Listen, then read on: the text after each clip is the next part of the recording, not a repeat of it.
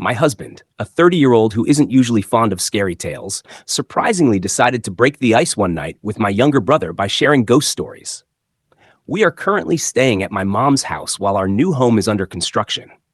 My 22-year-old brother, a college student, is also home for the school break.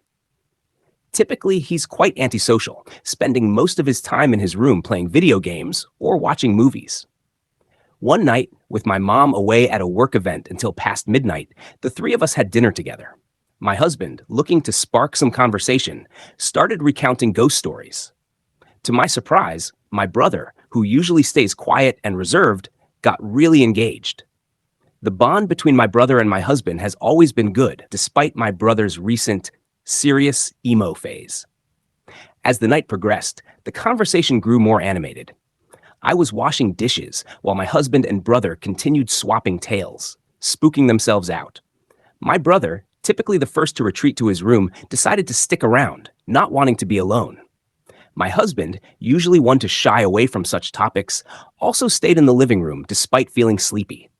The living room became our storytelling hub. As the hours ticked by, my husband grew visibly exhausted and uncomfortable with the scary stories. He eventually pulled out his phone and silently withdrew from the conversation. Recognizing this rare opportunity to connect with my brother, I continued talking with him, even though my husband was no longer participating. Despite my attempts to keep him involved, my husband remained detached, glued to his phone. I reassured my brother that we could keep talking. For a couple of hours, we shared stories and genuinely enjoyed each other's company. However, my husband started to act disgruntled. He felt we were being inconsiderate for continuing the conversation without him. He argued that when one partner wants to stop an activity, the other should also stop out of respect and solidarity. He felt ignored and alienated because I continued to engage with my brother. From my perspective, my husband shouldn't dictate when conversations should start or stop. Living in my family's home for free means coexisting respectfully with them, and I was trying to maintain a rare moment of connection with my brother. I had not excluded my husband. I had invited him to stay engaged, but he chose to withdraw.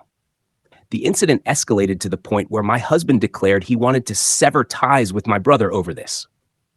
It seemed an extreme reaction to me, and I couldn't understand why he felt so strongly. Our differing viewpoints created a rift. My husband believed it was late and time to stop talking. He felt that as partners, we should both disengage if one of us wants to stop an activity.